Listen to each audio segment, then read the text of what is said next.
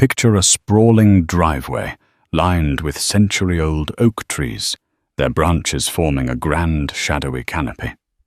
At the end of this quiet approach stands the majestic Beauclair mansion, its marble columns gleaming under the moonlight. In the hush of midnight, a sleek black limousine pulls up to the front steps, delivering the triumphant millionaire Donovan Pierce. He's not alone. Clinging to his arm is Serena Quinn, a dazzling model with secrets of her own. Donovan steps out, brimming with confidence, prepared to flaunt his latest conquest. Little does he know, behind those massive double doors, his pregnant wife already waits, with a pair of earth-shattering surprises. Donovan Pierce was born in Santa Barbara, California, in the early 1980s. He was the youngest son of a middle-class family whose only luxury was a subscription to National Geographic. His parents, Randall and Josephine Pierce, both taught at the local community college. Though they were hardly wealthy, they instilled in Donovan the idea that knowledge could open doors that money alone could never pry open. Donovan, a sharp-eyed, wiry kid with a stubborn streak, found solace in reading about faraway lands. He dreamed of traveling to Africa, exploring the Amazon, and someday having enough money to live in a grand estate of his own. In high school, Donovan's natural charm made him popular among peers. Though not an exceptional athlete, he excelled in debate and showed a fierce determination to win any argument.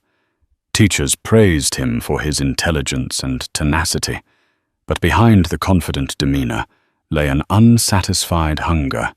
He wanted more, always more. This insatiable thirst for success would become his defining trait, one that propelled him through life at breakneck speed. By the time he graduated, Donovan had his sights set on Stanford University. Through scholarships and financial aid, he secured enrollment in the prestigious institution. There, he fell in love with economics and business. By senior year, he was running an investment club with 40 members. They pooled their modest funds and tested the volatile waters of the stock market. Donovan didn't just want to break even, he wanted to crush the market.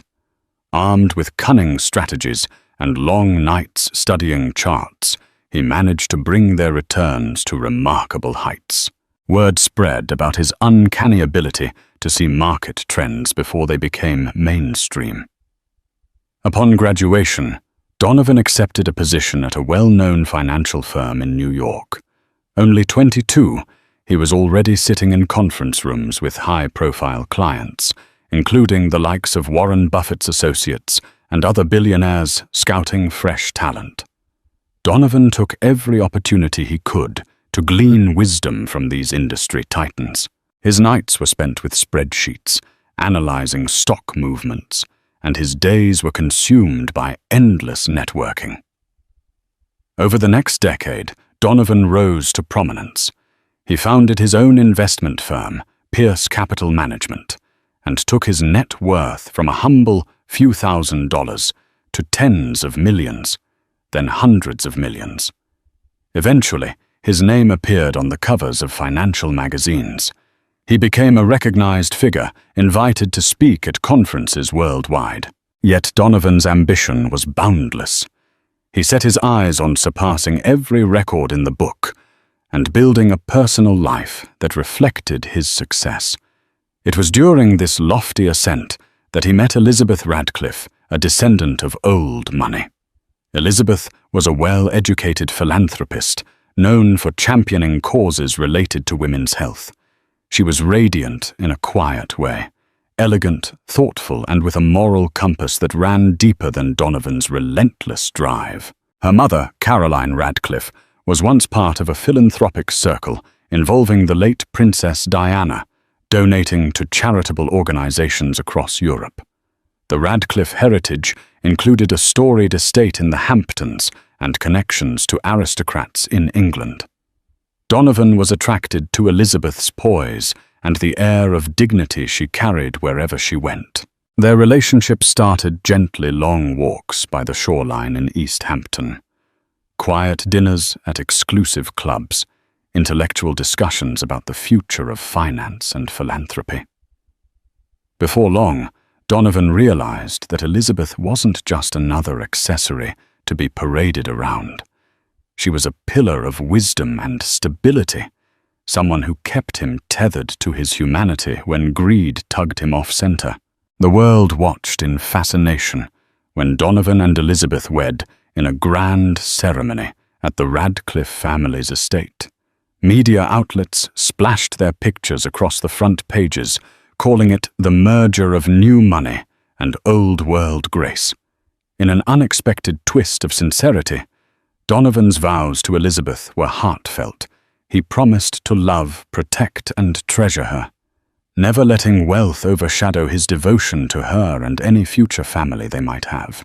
But the shadows of desire and ambition sometimes morph into darker forms. Even as Donovan soared to greater financial heights, he found himself haunted by a restless energy. He wanted excitement, passion, anything to satiate an appetite for novelty that neither Elizabeth's serene presence nor his legitimate business triumphs could fully feed. And so the seeds of betrayal were sown. Elizabeth's life had revolved around philanthropic ventures long before she met Donovan. But her marriage brought new challenges. She struggled to find a balance between supporting Donovan's insatiable ambitions and preserving her own identity. With each passing year, Donovan's name grew in the financial sector, which meant more publicity, more parties, more demands. Elizabeth attended numerous galas as the gracious hostess. She wore dazzling gowns, smiled for photos, and patiently listened to endless conversations about stocks and corporate expansions. In private, Elizabeth was not as meek as the media painted her to be. She had her convictions. She often confronted Donovan about certain investments that seemed questionable, environmentally damaging ventures, profits extracted from borderline unethical deals. Donovan would smile and reassure her that everything was within legal bounds. "This is how we fund your charities," he teased. "We do well, and then we do good." Most of the time, Elizabeth would sigh, letting the conversation fade. She recognized that Donovan's approach to business was a far cry from her father's genteel style. Still, she believed in her husband's underlying decency. Years into the marriage, Elizabeth yearned for a child. At first, Donovan brushed off the topic. "Let's solidify the business," he would say. "Let me cross a few major milestones, and then we'll talk about starting a family." Deep down, Elizabeth suspected Donovan was afraid to be pinned down by the responsibilities of fatherhood. He thrived on risk spontaneity and the freedom to jet off to Europe or Asia at a moment's notice if a deal demanded it. However, the unstoppable march of time and a near-death experience, Elizabeth's father had a sudden stroke, galvanized them. Realizing how fragile life could be, Donovan agreed they should try for a child.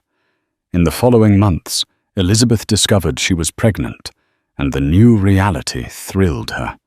She glowed with expectancy, her philanthropic work pivoting to focus on maternal health and child welfare. Donovan seemed happy about the news at first, but his reaction lacked the effusive zeal Elizabeth had hoped for. She told herself it was simply Donovan's nature to remain collected, even about momentous life changes. During the pregnancy, Elizabeth took refuge in the quiet comforts of Beauclair Mansion, an estate the couple had purchased in the countryside of upstate New York. Surrounded by lush forests and rolling hills, it provided the perfect retreat from the swirling chaos of Manhattan life. There, away from public scrutiny, Elizabeth could focus on preparing for motherhood. Donovan often visited on weekends, always claiming he was too busy with urgent business deals during the week. As months rolled on, Elizabeth began to suspect that Donovan's late nights and business trips might not all be about closing deals. Even so, Elizabeth tried to cast aside her doubts. She had twins on the way, 2 lives growing within her 2 blessings that she believed would knit her and Donovan closer together. She wrote in her diary each day, documenting every emotional shift, every flutter in her belly, and every dream she had of a future filled with children's laughter, echoing through the mansion's halls. In these private moments, Elizabeth recounted her grandmother's stories of how love in a marriage was tested in unthinkable ways, but devotion and faith often carried couples through the darkest storms. She had no idea that her test would come so soon, or in such a heart-wrenching manner. Serena Quinn was the kind of woman people instinctively watched as soon as she walked into a room. With almond-shaped hazel eyes and wavy auburn hair cascading to her waist, she emanated a fiery energy that demanded attention. She had been raised in a modest household in San Diego, her father a retired Marine, her mother a struggling painter. Despite their limited means, Serena's parents poured their hearts into supporting her talents, whether it was ballet painting or modeling. By 18, Serena signed with an upscale modeling agency and discovered a taste for the finer things in life. The swirling lights of fashion, shows designer gowns, and the glittering stares of cameras dazzled her. She lived for backstage parties and exclusive VIP events where she rubbed shoulders with celebrities and moguls. Over time, she learned how to charm men of power. That charm wasn't always innocent. For Serena, it became a method of survival and advancement in a cutthroat world. If she played her cards right, she could secure financial stability that might otherwise elude her. Her path crossed with Donovan Pierce on a private yacht off the coast of Monaco. Donovan was there for a high-profile tech conference, and Serena had been hired to model for a European luxury brand. The second Donovan saw her laughing on the deck, wearing an opulent emerald gown that clung to her figure, he felt an old, forbidden spark ignite. He introduced himself with characteristic smoothness, Donovan Pierce, of Pierce Capital Management. Might I ask whose stunning presence I'm fortunate enough to share this deck with? Serena knew the name anyone in high society did. She smiled coyly. Serena Quinn. A pleasure to meet you, Mr. Pierce. Over champagne flutes, they exchanged banter about the future of cryptocurrencies and the enthralling but superficial nature of fashion. She was witty. He was enthralled. One conversation led to another, and soon the shimmering lights of Monaco's coastline faded into the hush of the night. Donovan found himself lost in Serena's raw magnetism, a stark contrast to Elizabeth's graceful composure. Despite knowing full well that he was married, his ring was conspicuous, and the media had documented his marriage extensively. Serena fueled Donovan's flirtation. To her, men like Donovan offered not just adventure, but entry into circles with deeper pockets. The moral transgression didn't worry her. She had grown accustomed to seeing powerful men cheat on their wives, and in her line of work, infidelity was treated as a negotiable taboo. Before the yacht docked, Donovan and Serena shared a clandestine kiss on the upper deck, hidden from prying eyes by the summer darkness. Donovan told himself it was just a fleeting moment of indiscretion. He was a man on top of the world. Why shouldn't he savor every flavor of pleasure life offered? But fleeting infatuations can quickly grow into an all-consuming secret. When Donovan returned to New York, he found excuses to see Serena again, ostensibly for business, though they both knew it was anything but. She became his shadow at exclusive clubs, late-night penthouse soirees and business trips where he needed a companion to keep him entertained. He showered her with designer handbags, diamond jewelry, and even helped her land more lucrative modeling gigs. Serena, for her part, clung to Donovan's generosity, offering him the rush of a hidden romance he couldn't get from his stable married life. Weeks turned into months, and their affair deepened. Serena reveled in the luxurious life Donovan provided: 5-star hotels, exotic vacations, lavish gifts. Meanwhile, Donovan craved her presence like a drug, ignoring any semblance of guilt. He told himself Elizabeth was preoccupied with her charities. Her pregnancy, there was no harm in letting off some steam. In a moment of recklessness, Donovan invited Serena to spend a weekend at Beauclair Mansion. It was an impulsive plan, born from a chaotic swirl of desire and pride.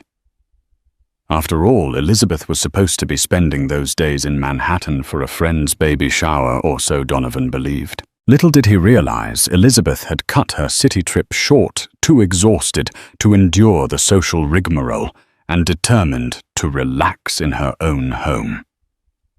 Destiny was about to orchestrate a collision of secrets, lies, and revelations that would upend everyone's lives.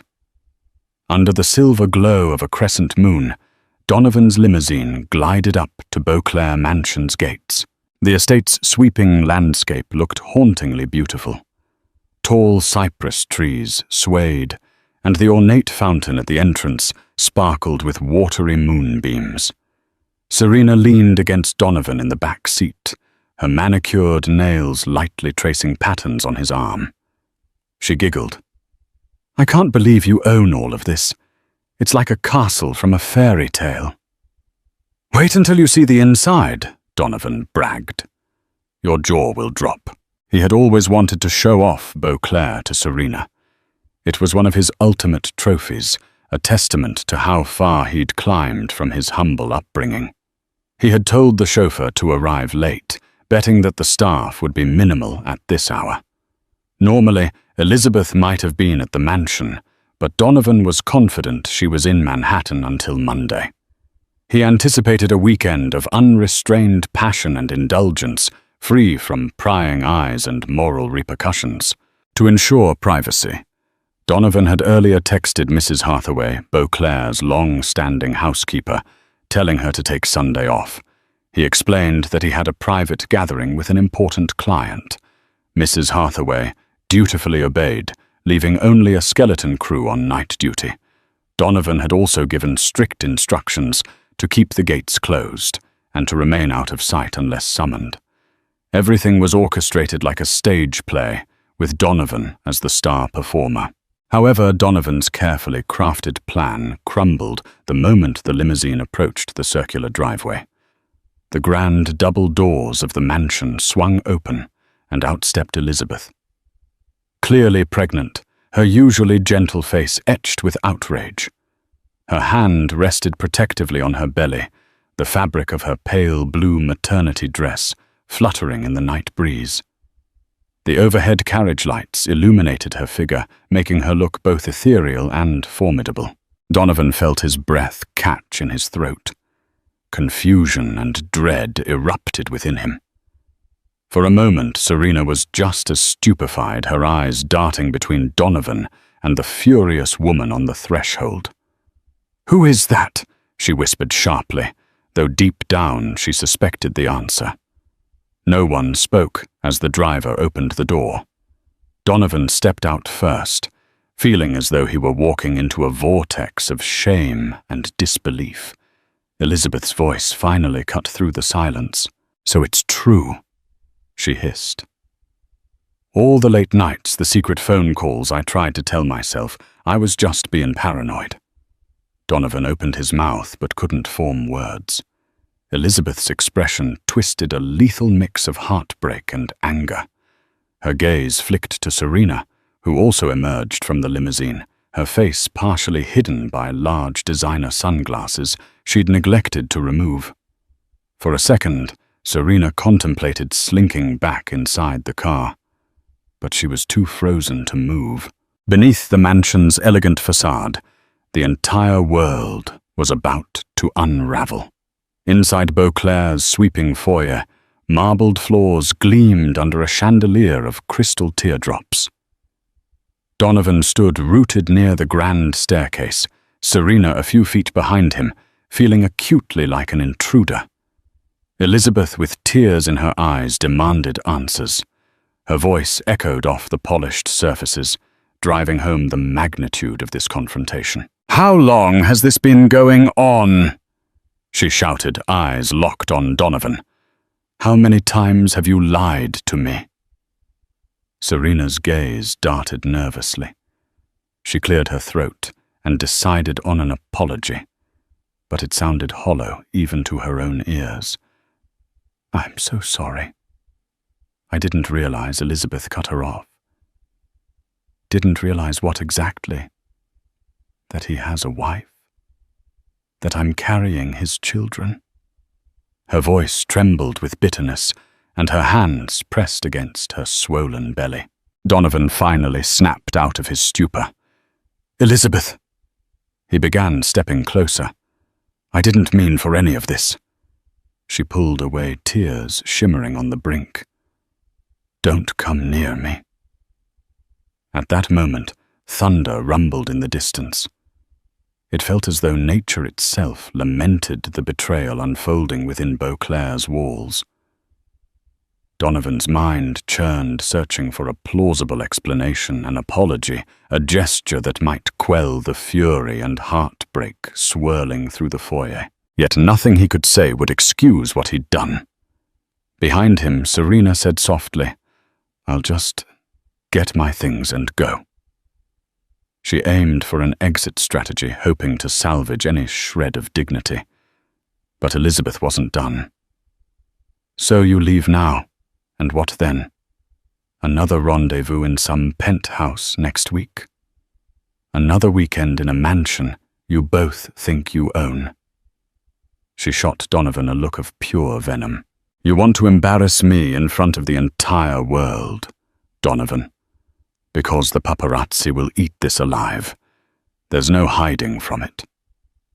A hush enveloped them, broken only by the faint pitter-patter of rain starting outside.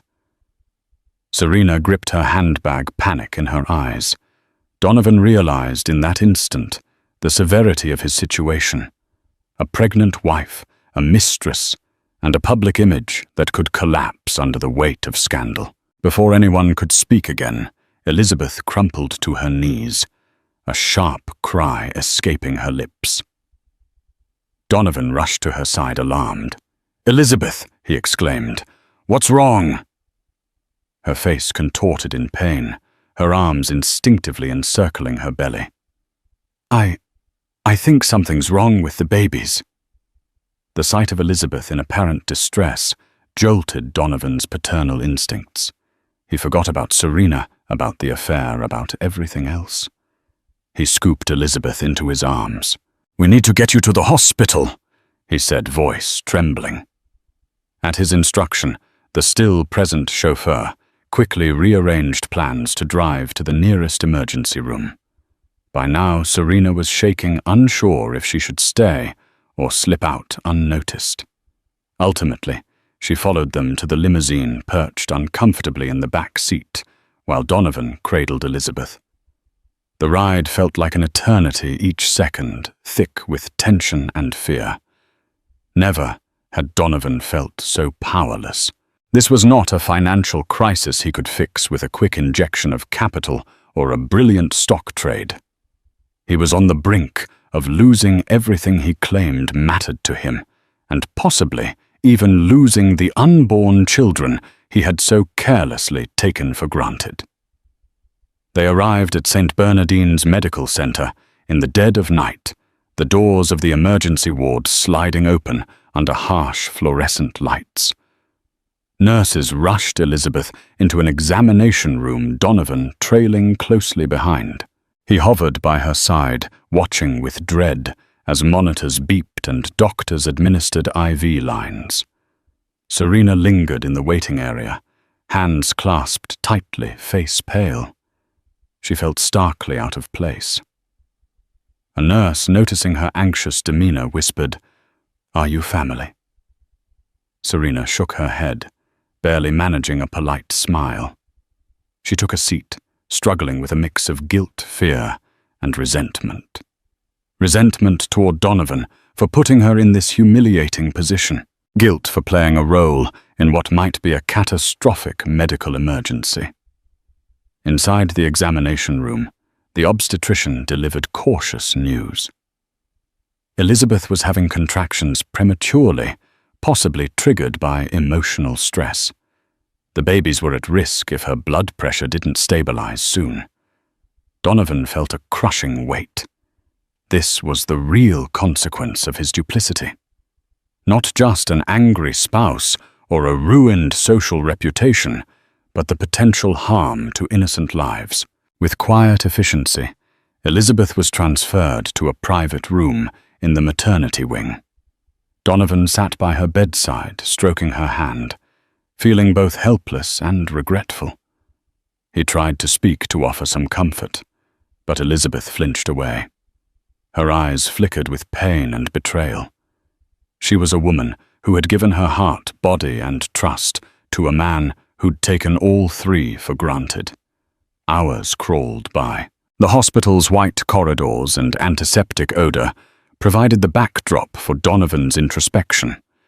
He had always prided himself on having control over markets, over deals, over his life's narrative. Yet here he was, powerless. In the waiting area, Serena wrestled with her own turmoil. She texted a friend. Stuck at a hospital. Disaster night. Call you later. She couldn't bring herself to leave. A part of her needed closure, needed Donovan to acknowledge her. But as dawn approached, she realized how naive that longing was. She overheard bits of conversation between nurses. Elizabeth was stabilized, the twins appeared unharmed for now. But the emotional damage was incalculable. Eventually, Donovan emerged from Elizabeth's room, dark circles under his eyes. He approached Serena, who stood up hastily, her posture stiff. In the empty corridor, they exchanged hushed words. Are you okay? Serena asked, her voice trembling with concern. Not really. Donovan admitted, his tone frayed. Elizabeth's resting now. The babies seem to be okay, but it was close. I can't. He swallowed, unable to complete the thought. Serena nodded slowly, tears threatening to spill. I didn't want this to happen. Donovan let out a shaky breath. Go back to the mansion. Or a hotel. I'll make arrangements for you. But I can't leave Elizabeth. Serena searched his face, hoping for some signal that their relationship mattered. Instead, she saw a broken man, guilt-ridden and desperate to cling to his wife and unborn children. Words felt futile. She only managed a nod, before turning to walk away, the corridor lights flickering overhead like a silent judgment. In that moment, Donovan understood that the life he thought he could compartmentalize was shattered. There would be no neat division between his respectable existence with Elizabeth and his clandestine affair with Serena. Everything had collided, and the fallout would test every inch of his fortitude and Elizabeth's. News travels fast in privileged circles. By mid-morning, Elizabeth's parents, Andrew and Caroline Radcliffe, arrived at the hospital in a flurry of concern and indignation. Caroline, her posture ramrod straight, confronted Donovan in the corridor. "You liar!" she hissed, jabbing a finger at his chest. "You made promises, Donovan. My daughter's life and the lives of my grandchildren are at risk because of your disgraceful behavior." Andrew, a gentle man by nature, seemed older and more frail than usual, grief etching lines across his face. "I trusted you," he said softly, his voice laden with disappointment. "You were the one who insisted on waiting for children until you were ready to be a father. and now this Donovan bowed his head, too ashamed to meet their gazes. "I'm sorry," he murmured. "Truly I am. Nothing I say will justify what happened." Caroline gave a scornful laugh. "That's about the only honest thing you've said so far." With Elizabeth stable but emotionally shattered, the medical staff advised minimal stress to prevent another crisis. It was agreed that for now, Donovan could stay at the hospital. He was, after all, Elizabeth's next of kin, but the Radcliffes made it clear they'd watch him like hawks. Every hour, Donovan checked in on Elizabeth, who maintained a stony silence. She gazed out the window, tears occasionally sliding down her cheeks. Sometimes Donovan tried to hold her hand or whisper an apology. Each time, she pulled away. When evening arrived, the Radcliffes insisted on a family discussion without Elizabeth.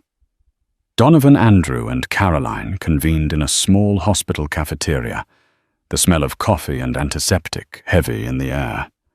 The conversation was tense voices, kept to a low hush. Caroline wasted no time. "Donovan, we want you to leave Elizabeth alone until she recovers.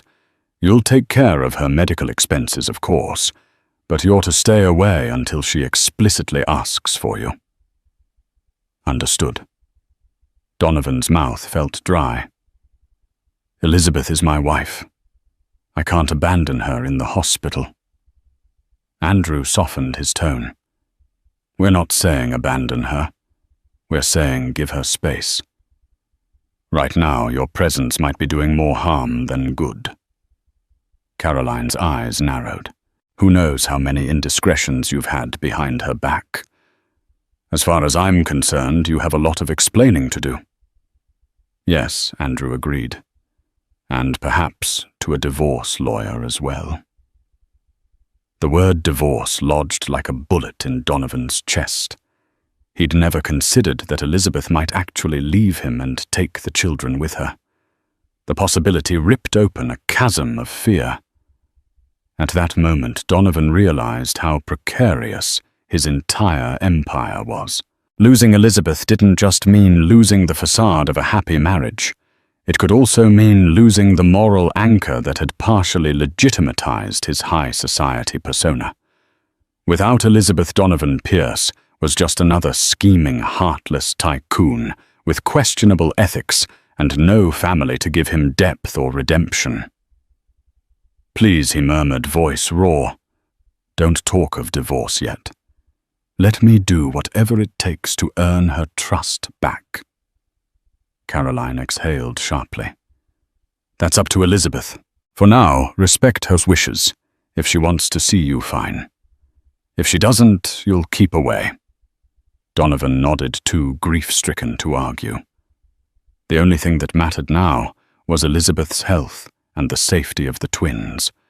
Little by little, he realized the irreparable damage he'd caused. If he ever wanted to regain Elizabeth's love, or even her tolerance, he would have to face an arduous road of restitution, if such a thing was even possible. The weekend passed in a blur. Elizabeth showed signs of improvement, though her emotional wounds were far from healed. Donovan took Caroline's advice and stayed mostly away, visiting briefly when Elizabeth gave the green light. He spent his nights at a penthouse suite in a nearby hotel, making calls to business associates and cancelling all non-essential trips. Serena Quinn, meanwhile, disappeared from his immediate orbit. He'd arranged for her to stay in a luxurious suite at the Ritz-Carlton, and he covered the tab without question. Their exchanges were reduced to terse text messages. She resented being sidelined, but had no choice. During this tumultuous period, Donovan discovered that personal crises had a way of exposing hidden vulnerabilities in his business empire. A damaging rumor circulated that he was stepping away from Pierce Capital Management due to family issues. Boards of directors, already anxious about market fluctuations, began to question the stability of Donovan's leadership. Some clients hinted they might shift their funds elsewhere if Donovan couldn't personally oversee their accounts. In the midst of these professional woes, Donovan received an unexpected visitor, Rita Halberd, a young journalist from a prominent financial magazine. Rita had sensed the scandal swirling around the Pierce household and wanted an exclusive story. She cornered Donovan in the hospital lobby, a polite but determined expression on her face. "Mr. Pierce, I'm so sorry to bother you at this difficult time." She began pressing the record button on her phone. "But rumors are circulating about trouble in your personal life affecting your company. Is there any comment you'd like to make?" Donovan forced a composed smile. "I don't discuss personal matters with the press, Miss Halberd. My family is my priority right now. Pierce Capital Management remains fully operational." Rita persisted. "Any truth to the allegations about an affair causing your wife's hospitalization?" His jaw clenched. No comment. When a security guard intervened, escorting Rita away, Donovan felt a jolt of dread. Despite his best attempts to keep the scandal under wraps, the story was leaking. He later discovered that paparazzi photos of him and Serena in Monte Carlo had been making rounds online, fueling speculation. The worst part was that Elizabeth's heartbreak was now tabloid fodder. Back at Beauclair Mansion, Elizabeth returned to recuperate under medical supervision. Her parents insisted on staying with her, but she also had some quiet moments to reflect. Late one afternoon, Elizabeth found her way to a seldom-used drawing room lined with dusty oil paintings of the estate's previous owners. There she sank into a velvet armchair, a cup of chamomile tea in hand. Her mind replayed the last few days, the confrontation, the hospital, scare, the taste of betrayal. She recalled times when Donovan had been tender and loving, such as the night he proposed. He had taken her to a small island off the coast of Croatia, where they strolled along a moonlit beach. He promised her a life of wonder and fulfillment. Now those sweet memories clashed with the stinging reality of his infidelity. She wondered if she had been naive, ignoring subtle warning signs all along. The late-night calls, the new cologne that smelled nothing like Donovan's usual preference, the random missing hours he could never fully explain. Perhaps she should have confronted him sooner. Perhaps she should have demanded he slow down, focus on their marriage before it was too late. But regrets, she realized, could never undo the present. In a small burst of determination, Elizabeth pressed a hand against her belly. The twins moved gently, as if sensing her emotions. She whispered, "We'll be okay. With or without him, we'll make it." For all her heartbreak, Elizabeth realized she wasn't powerless. She had the children to think about, and her own dignity. If Donovan thought he could just walk in and out of their lives at will, he was mistaken. Serena Quinn, temporarily sequestered in the Ritz-Carlton, found that the novelty of plush robes and room service quickly waned when tethered to a scandal. She felt like a caged bird, feeding on scraps of reassurance from Donovan's sporadic texts. "We'll talk soon," he would say, or "Need time to handle family matters." Weeks ago, Serena would have found these messages acceptable, even promising. Now they felt dismissive. She resented being treated as an inconvenient afterthought. One evening, in a fit of frustration, she sought out an old friend in the city, a PR specialist named Miranda Vale. Over cocktails, Serena vented about her predicament, the broken promises, the mansion fiasco, and her uncertain future. Miranda listened with rapt attention, occasionally nodding or taking a sip of her martini. "You're so worried about Donovan's image," Miranda observed. "But what about yours? You stand to lose modeling contracts if this scandal blows up.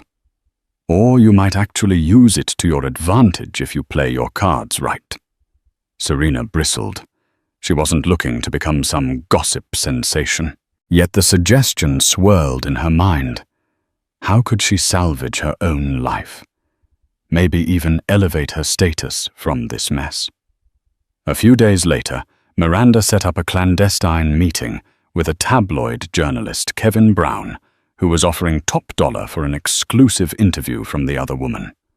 Serena vacillated. Did she really want to risk Donovan's wrath by selling their story? But the more Donovan ignored her calls, and the more anxious she felt about her livelihood, the more tempting the offer became. Finally, after one particularly icy text from Donovan, "I can't talk right now." "Please stop calling," Serena snapped. She had built her entire adult life on leveraging opportunities. Why should Donovan Pierce escape unscathed, preserving his marriage and reputation, while leaving her hung out to dry? So Serena met with Kevin Brown in a posh rooftop lounge, wearing oversized sunglasses and a scarf to hide her identity. She demanded a sizable sum for any details about her affair with Donovan Pierce.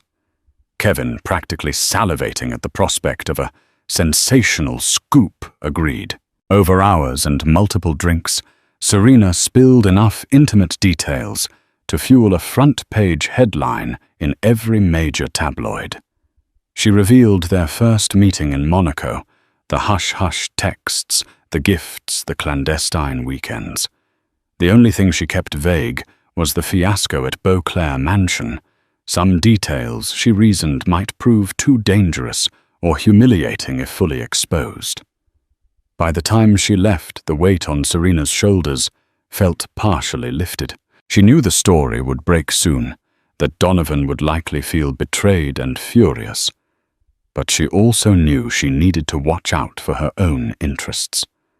If Donovan wasn't going to make good on his unspoken promises, if he was going to return to Elizabeth and freeze Serena out, then maybe Serena could seize control of the narrative. In a world where wealth and reputation meant everything public sympathy could be leveraged, perhaps in the end, she'd emerge from the scandal not as a regretful mistress, but as a cunning survivor. A week later, the tabloids erupted with headlines. Exclusive model Serena Quinn speaks out on Donovan Pierce affair. The public devoured every detail like vultures on fresh carrion. Pictures of Serena in Monaco in Donovan's penthouse and near Beauclair Mansion splashed across websites and social media feeds. Gossip shows debated the morality of powerful men who think they can have it all. Stock pundits speculated whether Pierce Capital Management would suffer a mass exodus of clients.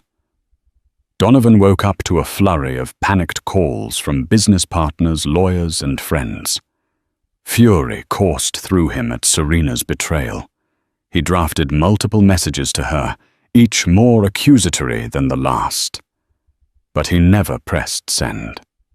He understood that escalation could lead to more damaging revelations. Instead, he pivoted into damage control, a meeting with his legal team to discuss defamation suits, a press statement asserting that personal matters do not affect the integrity of Pierce Capital's mission, and frantic phone calls to major stakeholders reassuring them he was still firmly at the helm. Elizabeth, meanwhile, read the tabloids with disgust and heartbreak. She had heard enough from Donovan's admissions and the partial truths gleaned from staff at Beauclair. But seeing Serena's smug face on the covers made it all more real. Her parents tried to shield her from the media storm, but the magnitude was impossible to ignore. At one point, Elizabeth snapped at Caroline. "No more. I don't want to hear or see anything about that woman. It's my life, my marriage. I'll decide how to handle it." Yet a part of Elizabeth felt a strange, unexpected relief. The entire truth was now out there, no more secrets lurking. Donovan's humiliating betrayal was an open wound. Sometimes honesty, even when dragged unwillingly into the public eye, can mark the beginning of genuine healing or a definitive end. A few days into the media circus, Donovan managed to speak privately with Elizabeth at Beauclair. She was seated in the sunroom, a blanket over her lap, the warm glow of afternoon light shining through large glass windows. Her pregnancy was still precarious, but stable. A nurse milled about, ensuring Elizabeth's comfort. Donovan took a seat across from her, hands clasped. He looked thinner than usual, his eyes hollow with regret. "Elizabeth," he began, voice quivering. "I know I can never fully undo what I've done. But I want you to know I'm willing to do anything to make this right." She regarded him with a calmness that unnerved him. "You can't unbreak a heart, Donovan," she replied. "You can only see what grows from the pieces left behind." He swallowed hard, remembering the luminous woman he had married. The thought of losing her and the children shredded whatever bravado remained. "I'm committed to therapy, to counseling, anything you need. You and the twins are my priority now. I understand if you hate me, or if you'll never trust me again. But I want to try." Elizabeth let out a slow exhale. "I don't have answers yet. I need time to figure out what's best for me, and for our children. Right now, I need stability, no more public scandals, no more late-night cat-and-mouse games." "Can you promise me that much?" "Yes," Donovan whispered, tears pricking his eyes. "I promise." Elizabeth nodded. "Then give me space. Provide what I need for the babies and me. Maybe in time, we'll see if there's anything left of this marriage to salvage." Donovan rose to leave, feeling the smallest glimmer of hope. He bent down gently, kissed Elizabeth's forehead. She didn't resist, but neither did she reciprocate. He walked away with a reverent hush in his chest, determined to do better, uncertain if redemption was truly within reach.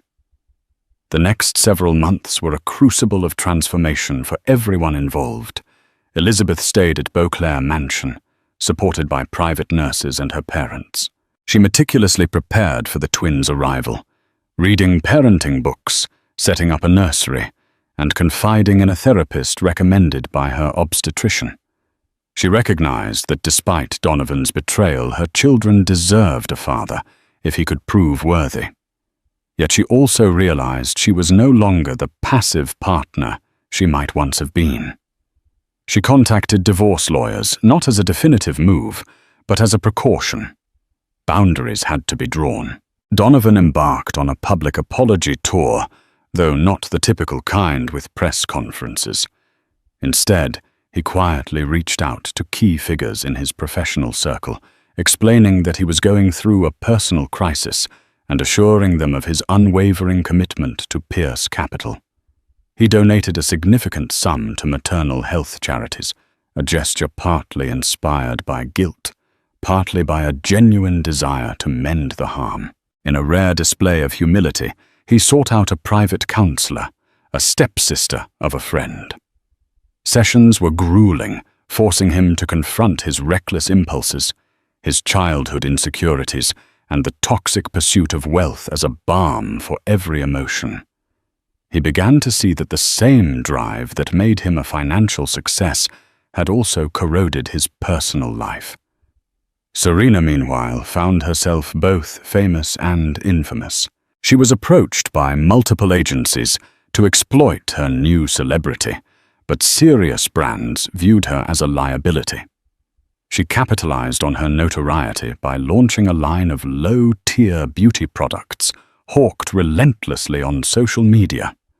Certain tabloids praised her for bravery in exposing a billionaire, but the more discerning corners of society labeled her a shameless opportunist. She struggled with the knowledge that she might never escape the shadow of this scandal. On lonely nights in her new penthouse, a parting gift from a short-lived romance with another wealthy patron, she questioned whether she had really gained anything from this affair, or simply sabotaged her own integrity.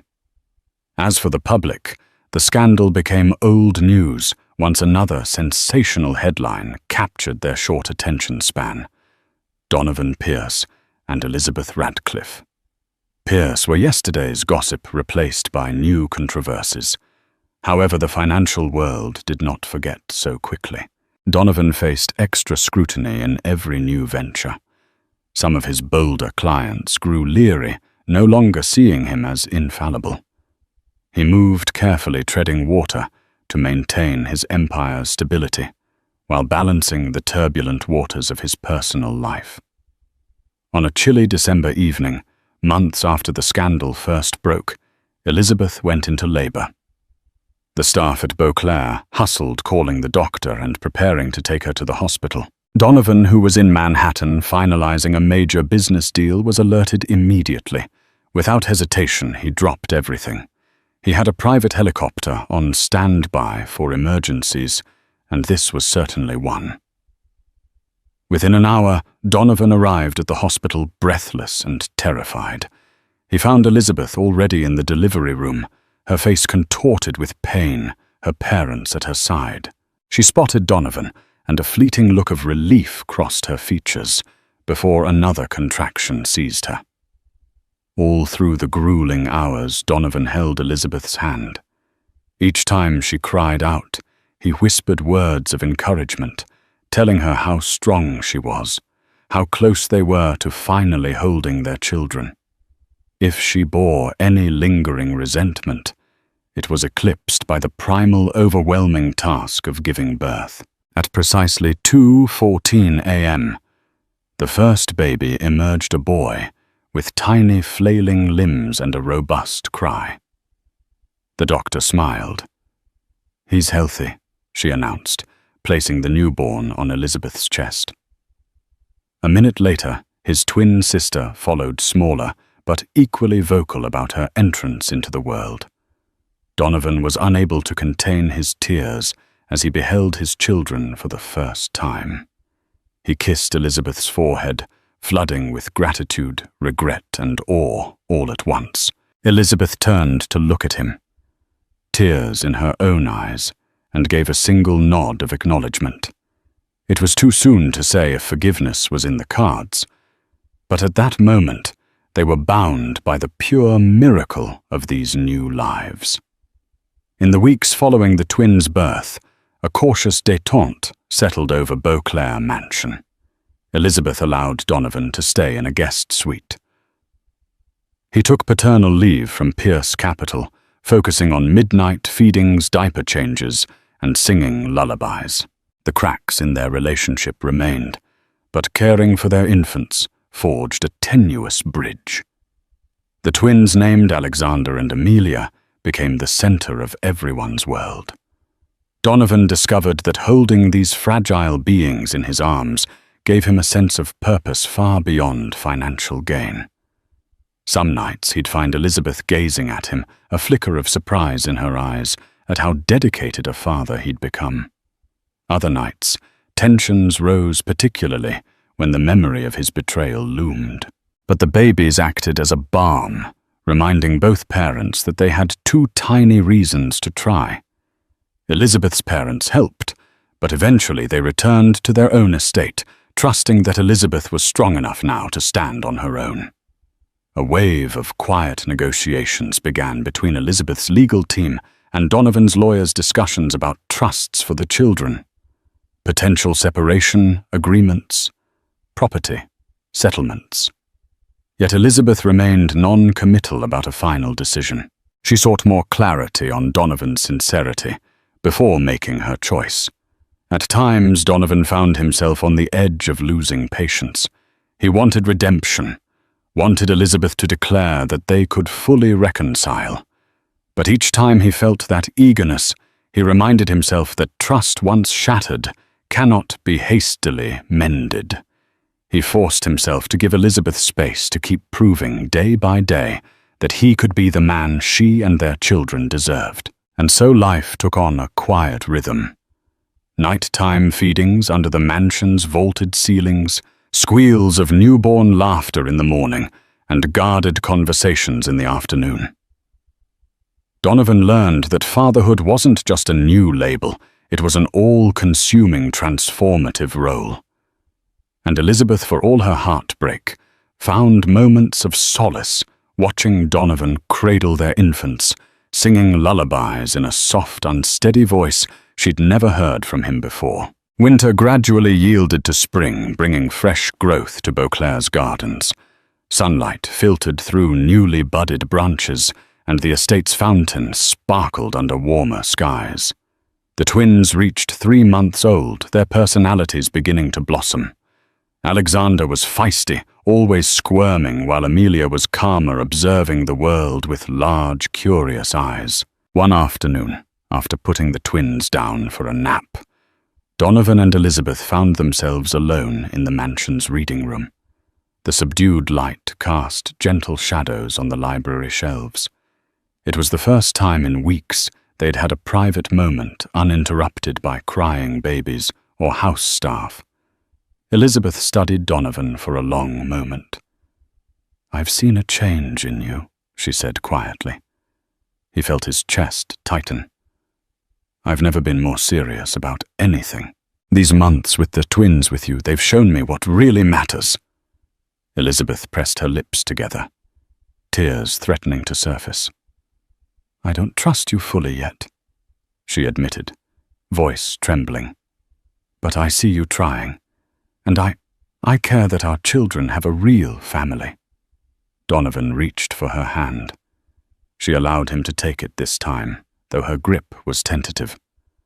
"I love you," he said with fervor. "I always have in my own flawed way." She closed her eyes, letting tears slip through. In that vulnerable moment, Elizabeth acknowledged that despite the immense pain Donovan had caused, she still loved him too. Love wasn't a neat equation. It was messy, painful, beautiful, and worth fighting for sometimes. No magical instant of absolute forgiveness followed. Instead, they shared a deep, trembling embrace. Perhaps it was the start of building anew, or maybe a final farewell. But for that moment, it was enough to close the distance that had been tearing them apart. Over time, marriage counseling sessions were arranged. Trust exercises, honest conversations, and raw confessions filled many evenings. Donovan penned a heartfelt letter to Elizabeth, acknowledging every lie and vow he had broken. Elizabeth read it through tears, then wrote a response describing her own fears and disappointments. Though the future remained uncertain, both were willing to try. For the sake of the twins, for the sake of their own hearts, they forged ahead, cautious, hopeful, and forever changed. Months passed gradually, healing old wounds, though scars lingered. Donovan and Elizabeth decided to continue living at Beauclair, turning it into a sanctuary rather than a battlefield. The staff treated Donovan with polite reserve, aware of the rift in the household, but also noticing the genuine effort he invested in fatherhood. Serena Quinn drifted to the periphery of their lives. She launched a small cosmetics brand online, capitalizing on her short-lived tabloid fame, but her presence receded from major headlines. Donovan never reached out to her, and she, sensing no benefit to further contact, eventually moved on to new opportunities. Rumors linked her to an international art dealer, but the story never garnered much attention. In time, the media found fresh scandals to chase. Donovan's public persona stabilized as he demonstrated consistent leadership in his company, all the while making philanthropic gestures, no doubt influenced by Elizabeth's passions. Some cynics claimed he was simply buying redemption, but those closer to him sensed that fatherhood and near loss had sparked a more meaningful shift. Elizabeth remained cautious. Though she allowed Donovan back into her bed, she set firm boundaries about honesty and transparency. She demanded and received proof of Donovan's finances, phone records, and schedules. Some nights guilt gnawed at Donovan. He realized how easily he used to lie and manipulate. Now each day of truth felt like a small victory. In the hush of dawn, Donovan often rose to check on Alexander and Amelia. He found solace in their innocent breathing, their tiny bodies nestled securely in cribs. As he watched them, he whispered apologies for his past and promises for their future. Each promise was a vow to be better, a father they could respect, a husband Elizabeth could count on. Exactly 1 year after Donovan's fateful return to Beauclair, with Serena in tow, Elizabeth woke before sunrise. She gazed at Donovan sleeping beside her, his hair disheveled, his face peaceful in slumber. She slipped out of bed and tiptoed to the twins' nursery. Sunlight broke over the horizon, illuminating Alexander's curious expression and Amelia's gentle coos. Elizabeth scooped them into her arms, one on each hip, and felt a rush of gratitude so strong it nearly overwhelmed her. Shortly after, Donovan entered, rubbing sleep from his eyes. "Morning," he said softly, placing a tender kiss on each baby's forehead. Then he looked at Elizabeth, searching her face for signs of acceptance. She offered a small smile. The tension that once gripped their every interaction had eased, replaced by a quiet understanding. They carried the twins downstairs to the breakfast table, where the staff prepared a light meal. Over coffee and pureed fruit for the babies, Elizabeth cleared her throat. "I have an announcement," she said, drawing Donovan's full attention. "I'm ready to give us a real chance. No more guest suite, no more half measures. But Donovan, if you ever betray me again, that's it. We're done." He felt the air rush from his lungs, relief washing over him. "I won't. I promise." He reached across the table and gently squeezed her hand. Their eyes locked in a moment of unspoken agreement. Months of therapy, raw conversations, and unwavering devotion to their children had led them here, still bruised but willing to live as a unified family. The rebuilding process had been painstaking each day, a test of Donovan's sincerity and Elizabeth's capacity for forgiveness.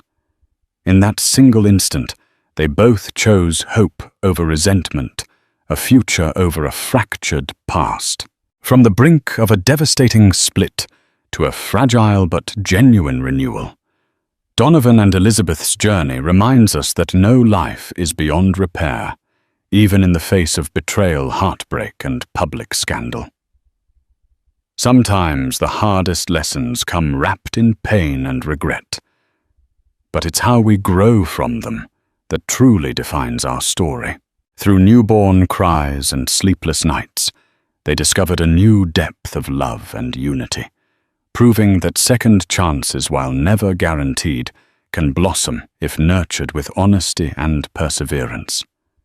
If this story moved you, if it made you reflect on the power of forgiveness, the complexity of desire, or the resilience of family, please share it with someone who might need the message.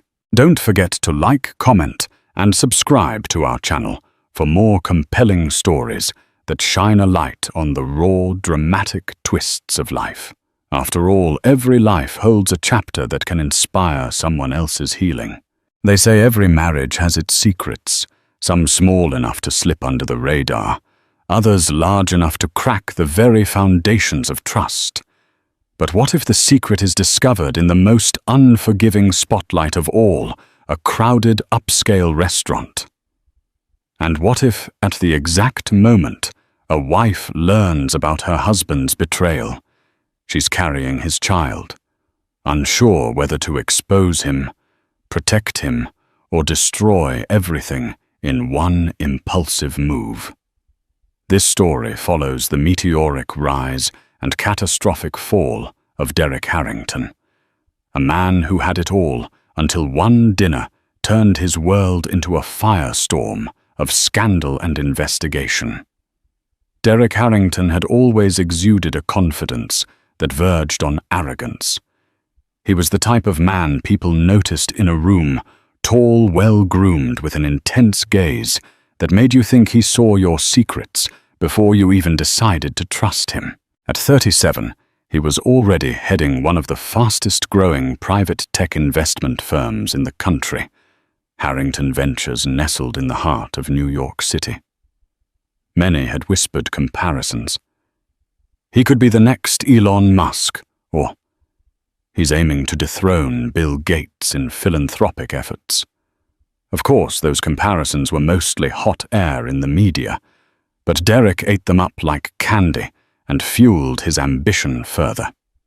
He had grown up in a modest home in Syracuse, New York, the son of a middle school teacher and an unemployed mechanic. Derek swore to himself at a young age that he would never again know the taste of poverty and uncertainty. If there was a mountain, he would climb it. If there was a competitor, he would annihilate them, or better yet, buy them out. Ever since his first big deal, a startup buyout that netted him a cool $20 million by the age of 26, Derek became addicted to the thrill of high-stakes ventures. His wife, Catherine Harrington, was the silent strength behind him. Once Catherine Barnes, she had come from an entirely different world, an only child raised in Connecticut by a wealthy yet tight-knit family who adored her. Catherine's father, Alexander Barnes, had a small but respectable real estate firm that catered to elite clients. Catherine had an aura of class that Derek desperately needed. Although he was confident in boardrooms and pitch meetings, he often floundered in high society's intricacies. Catherine taught him how to navigate those elite circles with charm and grace. For the past 6 years, their marriage had been a blend of love-shared ambition and occasional tension, particularly since Derek began pouring all his time into Harrington Ventures. Catherine had repeatedly asked for a child, a family. Derek always said, soon pushing it down his list of priorities. But finally, to Catherine's breathless joy, she became pregnant. Derek, for his part, seemed excited, though many nights he would return home after midnight, exhausted, complaining about client dinners or late-night strategy sessions. Still, Catherine believed in him. She believed in his vision, in his ability to provide not just for her, but for their soon-to-arrive child. Even if love had cooled into routine, she trusted Derek would protect their family. She had no idea her entire life would be thrown upside down by one small choice, deciding to meet an old friend for dinner in the heart of Manhattan. Catherine had not planned to be at the upscale restaurant Aux Merveilles that particular night. She was 8 months pregnant and feeling more fatigued than usual. But her college friend, Melanie Carter, was passing through New York for the first time in years and insisted on seeing her. To Catherine, it felt like an unexpected gift, an escape from waiting at home alone for Derek to walk through the door at some unknown hour. Melanie had chosen Aux Merveilles because she'd read about it in a luxury travel magazine. The interior glimmered with crystal chandeliers, and each table was separated by translucent screens that glowed with soft amber light. The gentle hum of hushed conversations filled the air, occasionally interrupted by the clink of expensive dinnerware. Catherine arrived early, leaning on the hostess stand for a moment to steady herself. A sympathetic staff member immediately guided her to a plush velvet seat and offered a glass of water. She felt a bit out of place in her maternity dress, noting the swirl of elegant women in cocktail dresses and men in tailored suits. But she brushed off the discomfort. She was here to see her friend, not to impress the Manhattan elite. While waiting for Melanie, Catherine decided to freshen up in the restroom. On her way back, something caught her attention through the filmy screen of a private dining area. At first, she had no idea why her gaze lingered there. She could see a man's silhouette, tall and commanding, and across from him sat a slim figure with flowing dark hair. Catherine's heart twitched, The tilt of the man's head, the way he gestured with his hand, that was Derek's mannerism. But it couldn't be. Derek had told her he was in an urgent meeting on the other side of town. Her heart pounding. Catherine took careful steps toward the screen, making sure to stay hidden behind the plush drapery that separated the main dining area from the private alcoves. A waiter passed by, but she quickly turned away, pretending to examine a painting on the wall until he was gone. Then she returned her gaze to the table. Yes. It was Derek. He was dressed in a charcoal suit, the kind he wore for special private events. And he wasn't dining with a business associate. His companion was a woman with an air of cold, dazzling beauty. Catherine didn't recognize her immediately. Maybe she was a client. But then she noticed the way the woman's hand stretched across the table to rest on Derek's fingers, a gesture far too intimate for a business meeting. Catherine's stomach churned. She felt dizzy. She almost rushed forward to confront him, but some primal sense of caution rooted her to the spot. She wasn't prepared for a scene. She didn't know if she was strong enough to face the answers to the burning questions swirling in her mind. So she watched. Derek leaned in, and the woman did the same, her glossy black hair falling forward to frame her face. Catherine could make out the name Sabrina Chen from the conversation. They chuckled softly, and Derek brushed a strand of the woman's hair back behind her ear. Catherine's hands shook, tears threatening to flood her eyes. She pressed herself against the wall. She needed to get out of there, needed to breathe. She turned and hurried away, nearly running into a startled Melanie who was just arriving. Melanie took one look at Catherine's pale face, then glanced curiously at the private alcove. "Are you okay?" she asked, hands gripping Catherine's arms gently. "My goodness, you look like you've seen a ghost." In a strangled voice, Catherine replied, "I'm not feeling well, Mel. Can we go somewhere else?" Melanie, always sensitive, nodded without question.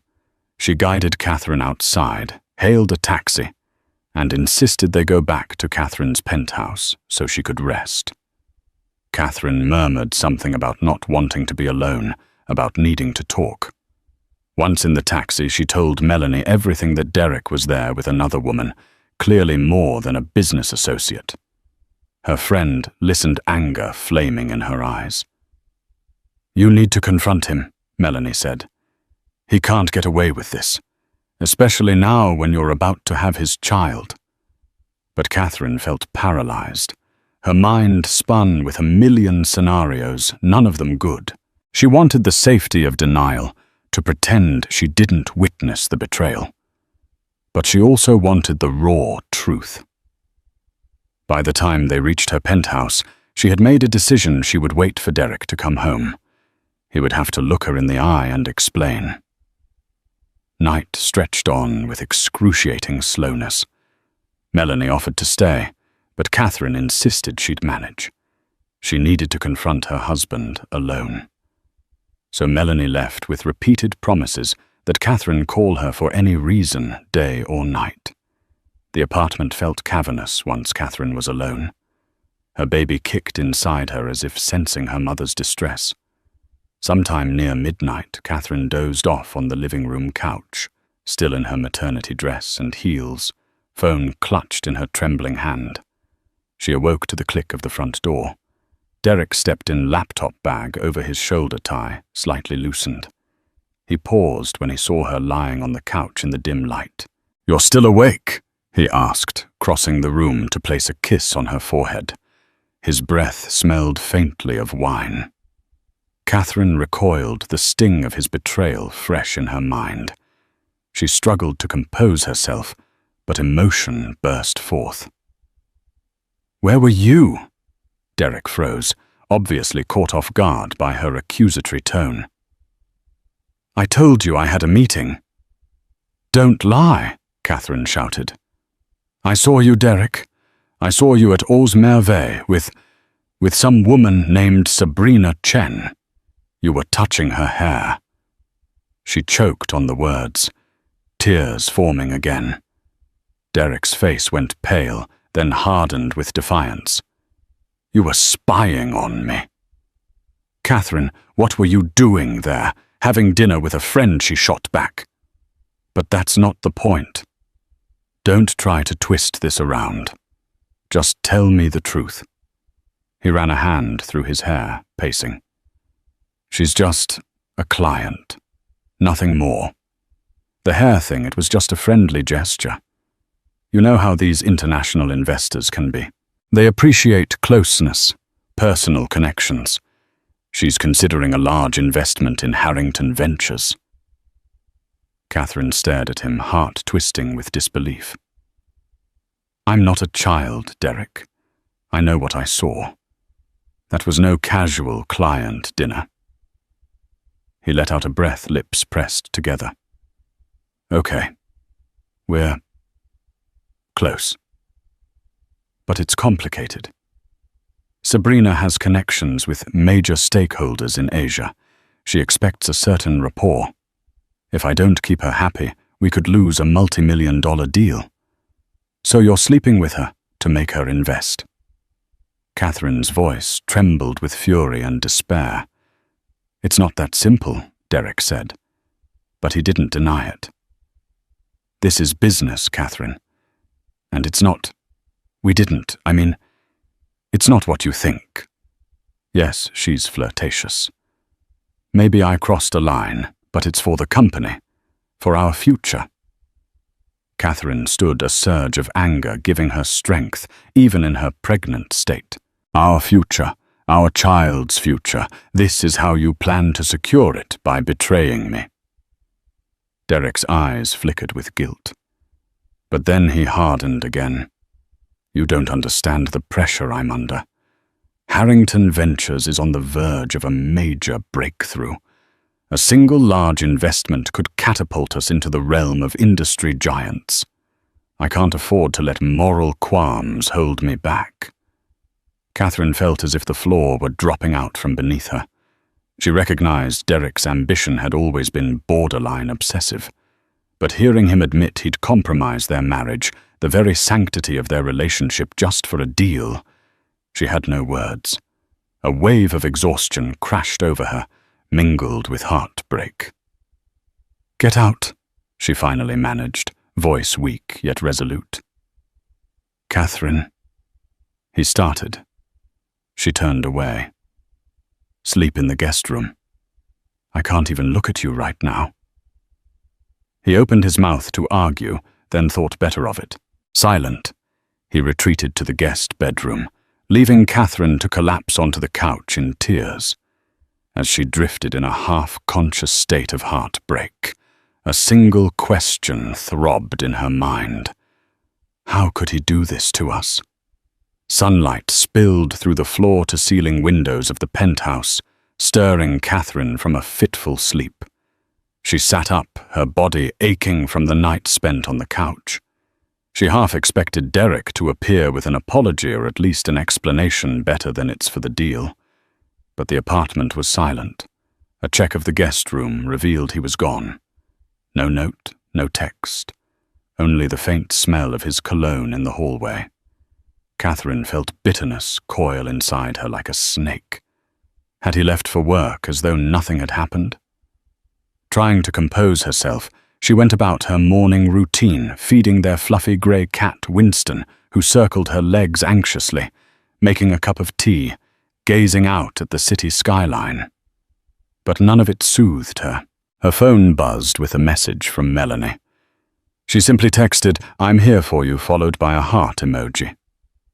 Catherine typed a quick thanks and debated what to do next. Should she confront Derek at his office? Should she call her father? Confide in him? Then as she paced through the living room, the TV caught her attention.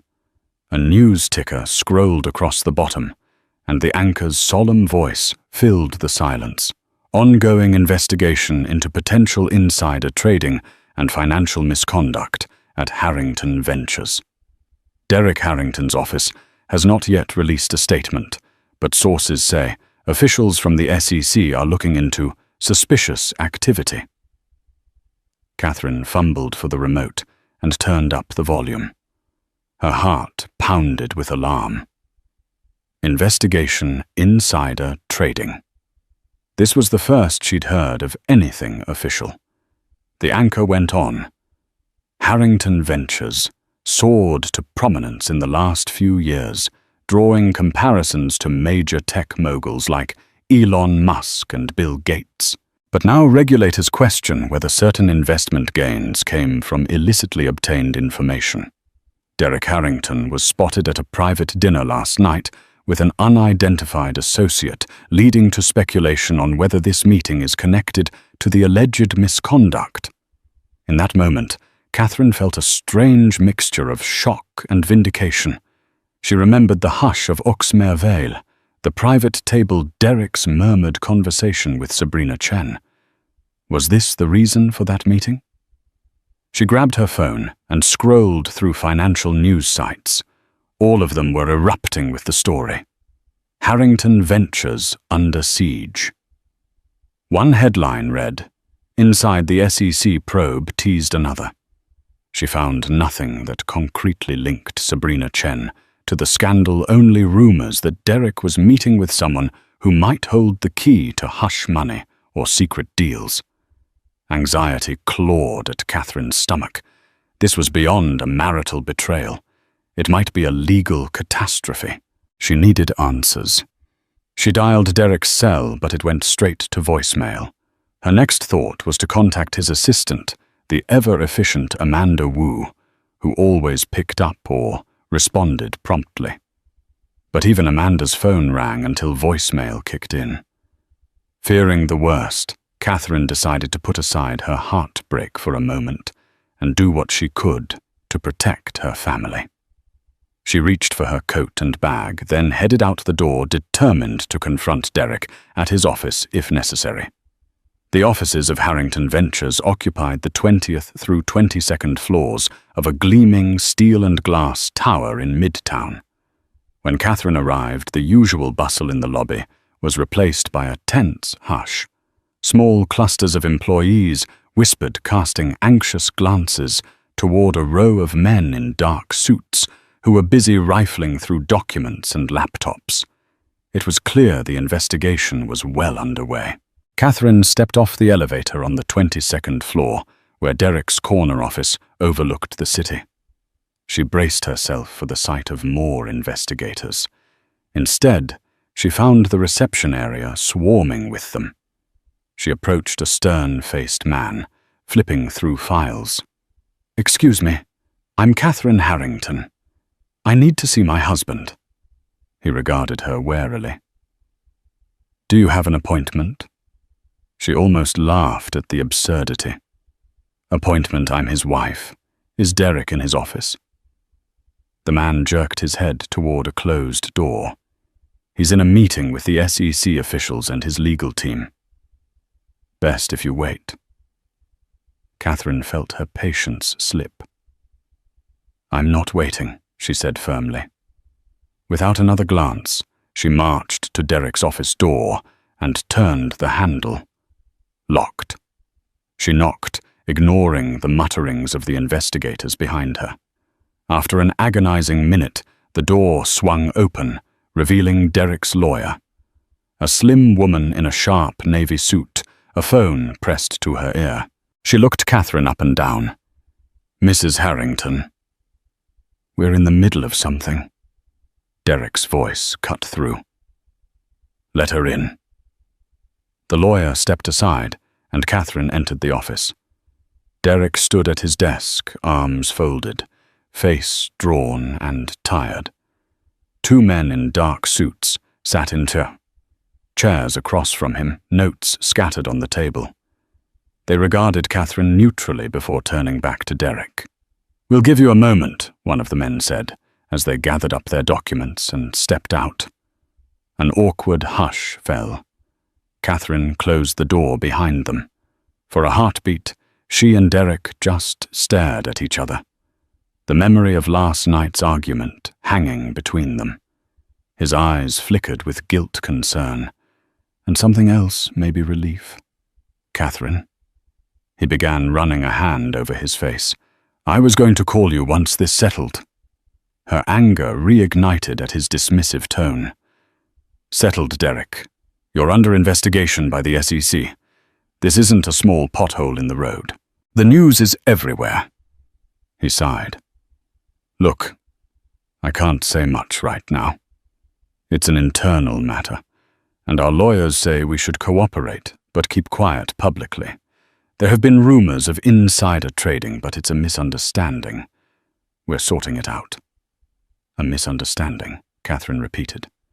Does this have anything to do with Sabrina Chen and last night's dinner? Derek flinched at the name. Why would you think? Because the news outlets are already speculating about it. Derek, she hissed. If you were with her to discuss some insider deal. Stop, he cut in, raising a hand. I can't talk about her. Not here, not now.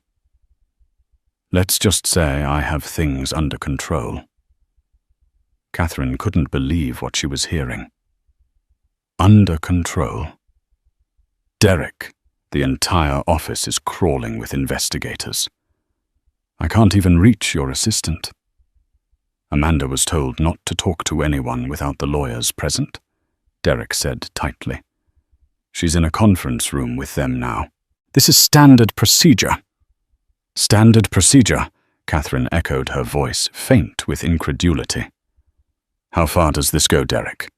Because if you think I'm going to sit at home pregnant while you're possibly facing criminal charges, I didn't do anything illegal, he snapped, though sweat beaded at his temple.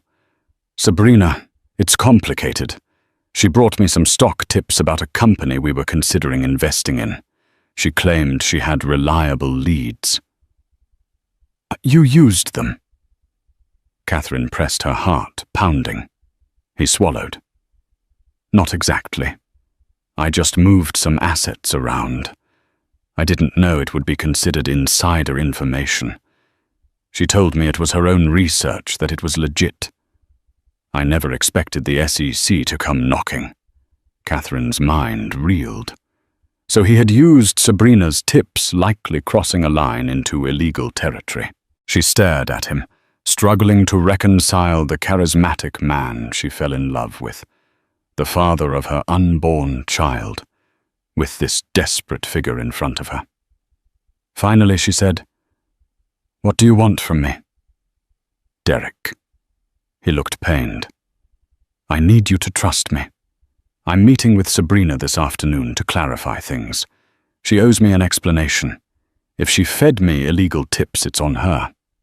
My lawyers can argue that I was deceived. Catherine's breath caught. You're meeting her again. After last night. It's business, he insisted. Look, I get how bad this looks. But if you want to protect our family, you'll let me handle this. I promise I'll fix it. Part of Catherine wanted to cling to the hope that he could, but she saw the desperation in his eyes, the guilt and confusion swirling there. His ambition, once so inspiring, had turned into a reckless obsession that might cost him everything. Maybe she should walk away, call her father, pack a bag and leave. But she couldn't, at least not yet. She carried his child, and some piece of her still loved him. She nodded once. Fine. But I'm not leaving you alone in this. I'm staying in the city. I'll do what I can to help. Derek exhaled relief passing over his face. He reached for her hands, but she stepped back. I'll trust you for now, she said, voice trembling. But remember, Derek, trust isn't infinite. You've already broken it once. That afternoon, Catherine found herself restless, pacing the penthouse. The SEC had allowed Derek to remain at the office, but insisted he provide any requested documents on demand. His phone was undoubtedly monitored, and Sabrina Chen was labeled a person of interest. Catherine tried to focus on calm. She set up a quiet corner to rest, turned on soft classical music, and attempted to soothe the baby within her. Yet every time she shut her eyes, she saw Derek leaning across that table, saw him gently touching Sabrina's hair. How did we get here? She wondered. Have I been so naive? A phone call from an unfamiliar number broke her reverie. She picked up, heart hammering. A woman's voice spoke clipped and professional. Hello, Mrs. Harrington. My name is Caroline Patterson. I'm a journalist at the New York Daily Mirror. We're working on a story about your husband's company. Would you be willing to provide a statement? Catherine's mouth went dry. No comment, she said hastily, ending the call. But within minutes, another call came from yet another journalist. And then another. It seemed the entire press corps had decided to ring her up in search of a sensational quote. She turned off her phone, trembling with anxiety. The day crawled by. When Derek finally returned home, it was well past 8. Catherine opened the door to find him grim-faced, tie, undone hair disheveled. He looked like a man fighting a war on multiple fronts. Any progress? Catherine asked quietly. He nodded. Lawyers say there's no direct evidence yet. Just allegations that we traded on insider info for a few deals. But they'll keep digging. As for Sabrina... He paused, looking away. We spoke. She claims she's just a scapegoat. She said she's taking a flight back to Hong Kong tomorrow, and that the SEC can't touch her there. Catherine's stomach twisted. So she's running. He shrugged. Or, so she says. I tried to get her to talk to my lawyers, but she refused. She's not answering calls anymore. My attorneys are furious. They say if she disappears, it'll make me look even worse, like we're trying to hide something. Catherine eyed him. Are you still sleeping with her? Derek's cheeks burned red. No. Catherine, I messed up. Okay. I let things get too close, but it was never serious. Not on my end. She wanted to believe him, but suspicion dug its claws into her mind. Is that the truth, or just what you need me to believe? He hesitated. I'm not lying to you. Look, I promise you my relationship with Sabrina was purely for business connections. Maybe it crossed lines, but I never intended to leave you. Or... She shook her head, tears threatening again. How noble, she whispered sarcastically. Derek, I can't keep doing this. I can't watch you destroy yourself and our marriage in this pursuit of power. He reached for her, his hand trembling. For the first time she sensed he was truly afraid. Catherine, if we can get past this, I'll change. I'll make it right. Just stand by me, please. Looking into his eyes, she saw remnants of the man she'd married, the one who had once had dreams of giving them a beautiful life. Hesitantly, she placed her hand on his cheek. He closed his eyes, leaning into her touch. They stayed like that for a moment, broken but together. By the next morning, Catherine felt an urgent need for counsel. She made a phone call to someone she knew and trusted her father, Alexander Barnes. Despite their somewhat strained relationship, he had never fully approved of Derek's rags to riches aggression. Her father was a steady presence in her life. Dad, she said quietly when he picked up. Things are bad. Derek's company is under investigation. There's rumors of insider trading. She heard him exhale. I saw the news. Are you all right? I don't know, she confessed. He might have been unfaithful too. I feel like everything is spiraling. Her father's voice softened. Sweetheart, you need to take care of yourself. Think about my grandchild. Stress can't be good for the baby. She stifled a sob. I know. Dad, what should I do? Should I leave him? Alexander was silent for a moment. I can't decide that for you. But listen, Catherine Derrick has always been a risk-taker. That's what made him successful. But it can also lead to ruin if he isn't careful. You have to consider if you can trust him to change. And if not, she closed her eyes. I understand. He cleared his throat. If you need a place to stay, come home. Your old room is waiting, or I can set you up in a nearby property. No pressure. But I won't let you face this alone. Tears welled in her eyes, but she felt a measure of warmth. Thank you, Dad. I'll let you know. After the call ended, Catherine sat by the window, watching the Manhattan skyline shimmer under the morning sun. Memories danced in her mind, meeting Derek at a charity gala. Her father hosted the spark in his eyes as he talked about turning dreams into reality, the sweet way he'd slipped a note into her coat pocket with an invitation for a first date. Where had that man gone? Meanwhile, Derek's day took a dramatic turn. He was set to appear for a voluntary discussion at the SEC offices downtown. His lawyers insisted that showing openness would help. But an hour before he was supposed to leave, a text from an unknown number arrived.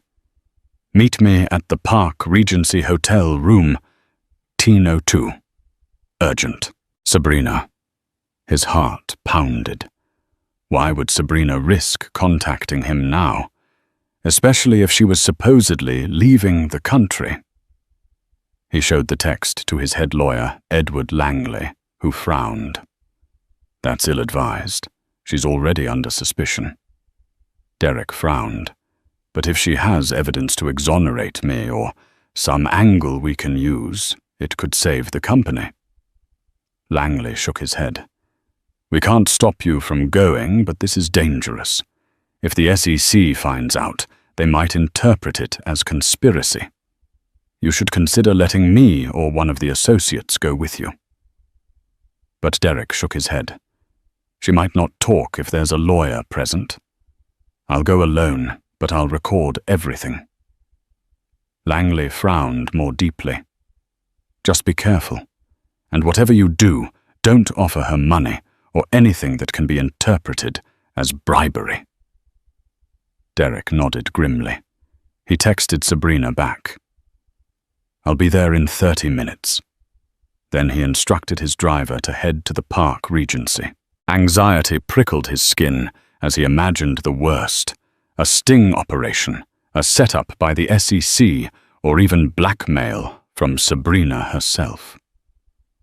When he arrived at room 1902, he found the door slightly ajar. He knocked softly, hearing the faint sound of classical music from inside.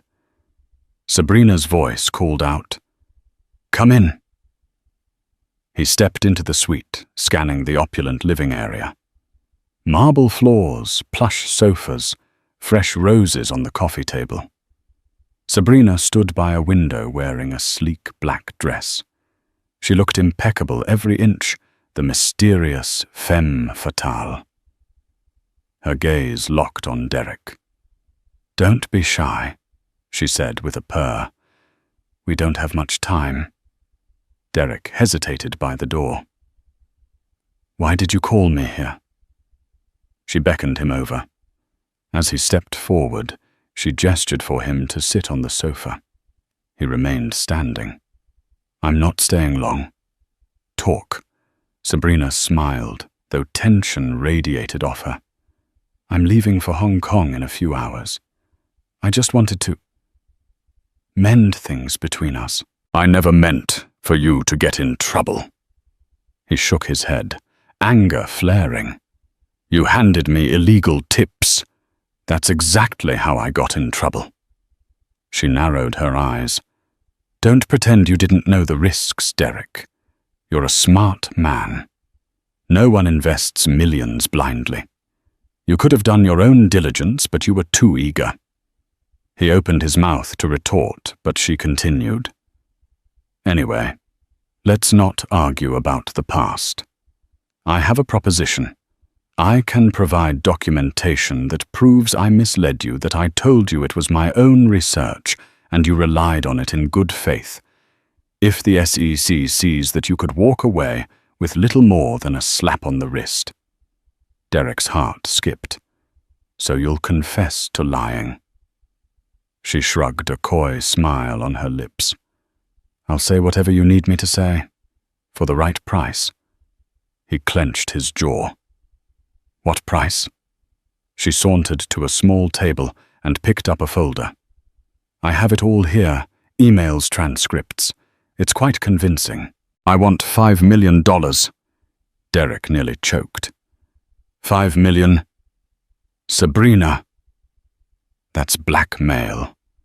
Her lips curled. Call it compensation. I'll be ostracized from my circles. I can't do business with you or your connections again. I'll have to rebuild from scratch. Derek's mind spun. $5 million was no small amount, but his company was worth hundreds of millions. If the investigation destroyed it, he could lose everything. Still, even if paying Sabrina might clear him, it was absolutely illegal to bribe a witness. This could bury him deeper in legal trouble. He took a step back, shaking his head. I can't do that. My lawyers would kill me. She rolled her eyes. Your lawyers, Derek. You won't need them if you're indicted. You'll be lucky to avoid jail. He stared at her, fury boiling. So this was your plan all along? To reel me in, feed me these tips and then blackmail me? Sabrina's eyes flashed. Don't be naive. You pursued me for my connections. We used each other. Now let's finish the transaction. He exhaled, attempting to steady himself. I won't pay you a cent. If you have evidence that can help me, provide it. If not, get out of my way. Her expression hardened. Think carefully, Derek. You have a lot to lose. He turned to the door. I'm done with you. As he left, his heart pounded not just with anger, but with fear. Fear that Sabrina might release evidence that would incriminate him further, or worse, twist the facts to frame him entirely. The upcoming meeting at the SEC loomed large in his mind. Back at the Harrington Ventures office, Derek quickly informed Langley of what had transpired. The lawyer's face turned pale. She asked for money. Derek, if we even hint at paying her, it could be seen as witness tampering. We have to disclose this to the SEC, or they might discover it later and accuse us of hiding it. Derek groaned. You're right. Let's get it over with. The two hurried to the SEC building where they were ushered into a conference room. Catherine, who'd insisted on coming along for moral support, sat quietly in the corner. She offered Derek a small nod of encouragement. Despite everything, she was there for him. The lead investigator, a meticulous woman named Francesca Morales, greeted them with cool politeness. Mr. Harrington, we appreciate your cooperation. We have a few questions. Langley gave a tight smile. We want to go on record that Ms. Sabrina Chen attempted to solicit money in exchange for certain statements. We did not comply. Morales leaned forward, interest piqued. That's quite an allegation. Do you have proof? Derek remembered that he had switched on his phone's recording as soon as Sabrina started talking. He glanced at Langley, who nodded. They handed over the audio file. It was risky, but they had no choice. If Sabrina tried to sell a false narrative, at least they had evidence she'd demanded money. Morales listened with headphones, her stern face revealing little reaction. Finally, she removed the headphones. We'll need to verify the authenticity of this recording. For now, it appears Ms. Chen may have engaged in blackmail.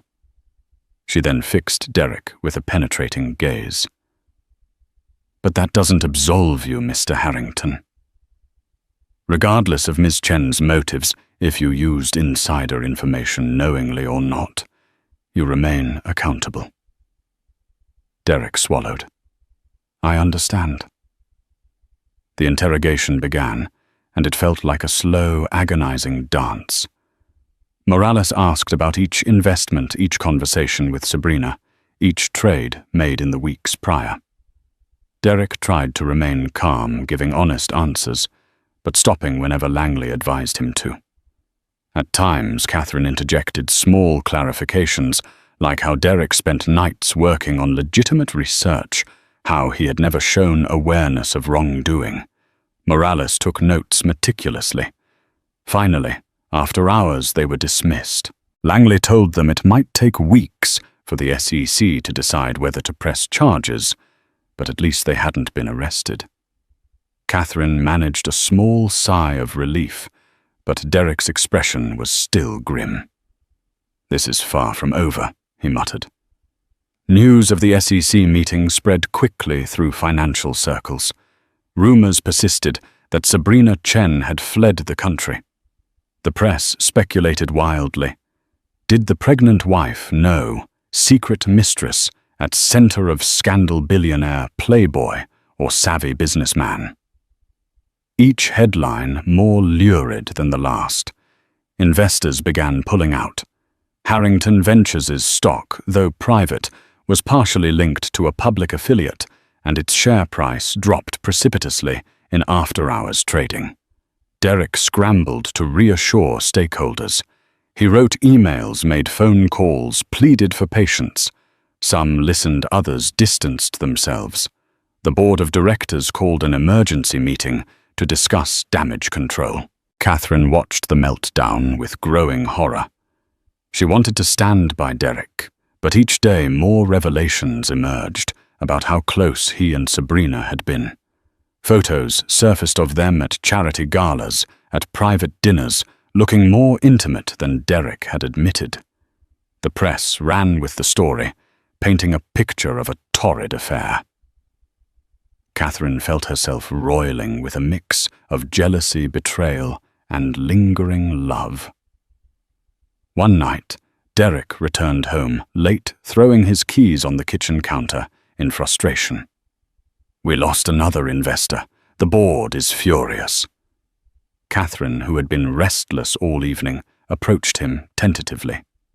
You need a strong public statement, she suggested.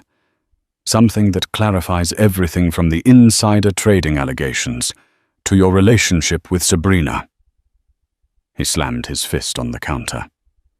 I can't talk about the investigation publicly, Catherine. The lawyers forbid it. And as for Sabrina, I'd just be fueling the tabloid fire. She tried to maintain composure. So you do nothing? His face twisted with exhaustion. Yes, for now. We do nothing. The lawyers say we need to wait until the SEC finishes their inquiry. Then we can mount a defense. Catherine nodded numbly. She felt shut out. Every day, the tension in the penthouse grew heavier, as if invisible walls were closing in. And Derek seemed to alternate between frantic action and stony silence, leaving Catherine alone in her swirling thoughts. A few days later, Catherine's father showed up unannounced at the penthouse. Derek had gone to the office. She welcomed Alexander in, offering him tea. He studied her face, concern etched in his expression. You look exhausted, he said. I can't sleep, Catherine admitted. I keep replaying everything in my head. Alexander placed a comforting hand on hers. Come home with me, at least for a while, to clear your head. Give Derek space to sort this out. She hesitated, torn. I don't want to abandon him. Alexander sighed. You wouldn't be abandoning him, dear. But you're pregnant, stressed, and it's not healthy. You need calm surroundings, not SEC investigators and salacious tabloids. Catherine thought of the baby, the life growing inside her. She felt a pang of guilt. She was so consumed by Derek's crisis, she barely paused to consider her own well-being. After a long moment, she nodded. "You're right. Let me pack a bag. If Derek wants to talk, he knows how to reach me." Within an hour, she was in her father's car, heading toward the tranquility of Connecticut. She left a short note for Derek. "I'm going to Dad's for a few days to rest. I hope you understand." She didn't expect an immediate response, and she got none. Days turned into a week. Catherine settled into a guest suite at her father's estate, where the staff fussed over her, ensuring she had healthy meals and plenty of rest. She felt her body relax bit by bit, though her heart still weighed heavy. She kept an eye on the news. Harrington Ventures seemed to be on the brink. More rumors of a mass investor exodus, talk of a possible resignation by Derek if indicted. Then one afternoon, Catherine received a call from an unexpected source, Amanda Wu, Derek's assistant. Amanda's voice trembled with urgency.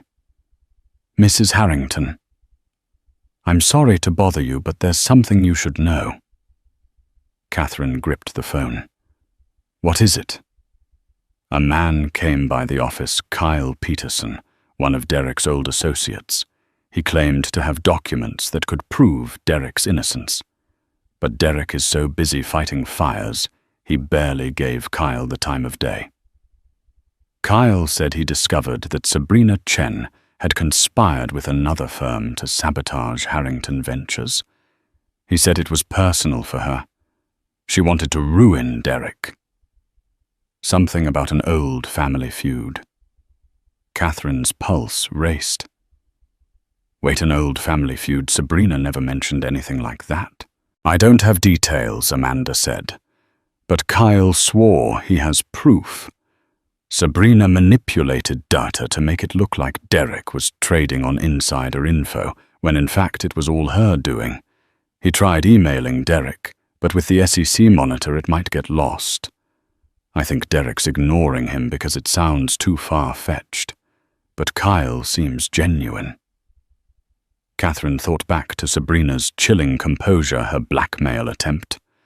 Maybe Sabrina had orchestrated the entire fiasco, setting Derek up for a fall, while reaping her own profit.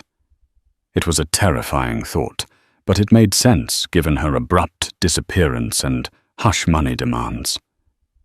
"Amanda, can you put me in touch with Kyle directly?" Catherine asked. "Of course. I'll text you his number." Minutes later, Catherine spoke to Kyle. He explained that Sabrina's father, Wei Chen, once competed with Derek for a major Chinese tech merger. Derek's success had apparently cost Wei Chen a fortune and tarnished his reputation back home. Kyle believed Sabrina sought revenge under the guise of forging a business relationship, planning to entangle Derek in legal trouble. She fed him tips that appeared legitimate, but in reality they were gleaned from corporate espionage or manipulated data. Then she let the SEC discover them. "I have documents showing Sabrina's father orchestrated the entire infiltration," Kyle said, "and also a recorded phone call where Sabrina brags about how easy it was to seduce Derek into compliance." Catherine felt anger and relief swirl together. If Kyle's evidence was real, it could vindicate Derek.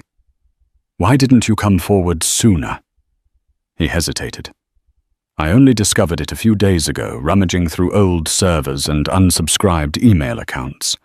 I used to manage some side projects with Derek, but we parted ways after a disagreement. I had no idea Sabrina's infiltration ran this deep. I thought I owed it to Derek to come clean now." "Thank you," Catherine said earnestly. "Please get those documents to Derek's lawyers. And also send a copy to me." Catherine returned to the city the very next day. Her father tried to persuade her otherwise, but she insisted. "If these documents can save Derek, "I need to be there," she said. At Harrington Ventures, she found Derek hunched over a conference table, scattered with papers, eyes bloodshot. The board was in an uproar. The SEC investigation was intensifying.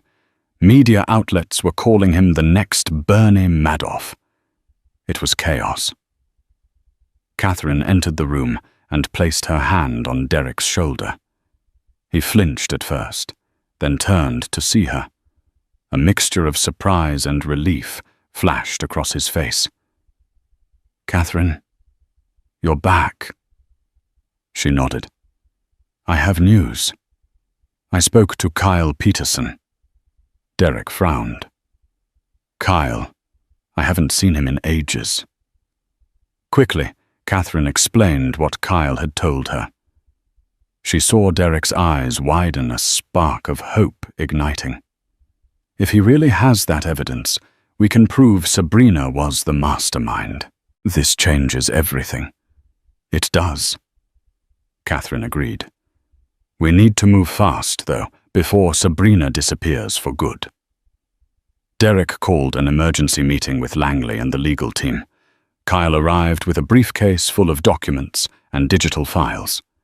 He walked them through each piece of evidence, showing how Sabrina had infiltrated Harrington Ventures, forged research reports, and leaked them to Derek under false pretenses.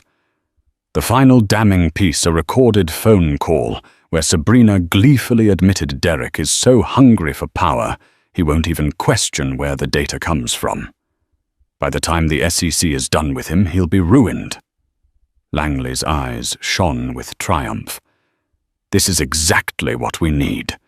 With this, we can build a defense that Derek was the victim of fraud. He'll still face questions about his due diligence, but it's a significant shift in liability. Derek looked stunned, as if someone had handed him a life preserver, just as he was drowning. He turned to Catherine, voice thick. "I don't deserve you. I was so reckless. I should have known better."